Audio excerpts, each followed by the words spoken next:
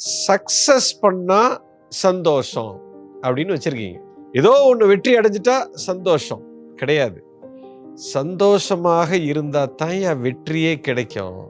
நீங்களா ஒரு இலக்கை வச்சுக்கிட்டு அது கிடைச்சாதான் சந்தோஷம், இது அடைஞ்சாதான் சந்தோஷம் அப்படின்னு நீங்களா வச்சுக்கிறீங்க.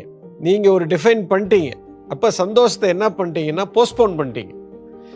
அந்த இடத்த பிடிச்சா தாண்டா வெற்றி, அது கிடைச்சாதான் சந்தோஷம், முடிஞ்சு போச்சு. இப்போ இங்கேருந்து அந்த இடம் ஓடுறதுக்கு 4 வருஷம் ஆச்சுன்னா 4 வருஷம் நான் சந்தோஷமாகவே இருக்க மாட்டேன்னு நீங்களே முடிவு பண்ணிட்டீங்க சார். இங்கே தான் மாட்டிக்கிட்டீங்க. அதாவது சந்தோஷங்கிறது ஏதோ ஒரு இலக்கை அடைந்ததனால் இல்லை, செய்கிற செயல்லையே சந்தோஷம். அந்த பயணமே ஒரு சந்தோஷம்தான். எப்போ அந்த போகிற பாதையே நீ சந்தோஷமா இருக்கியோ, இங்கே வெற்றி தோல்விக்கெல்லாம் இடமே கிடையாது. ஒவ்வொரு கணமும் வெற்றி தான்.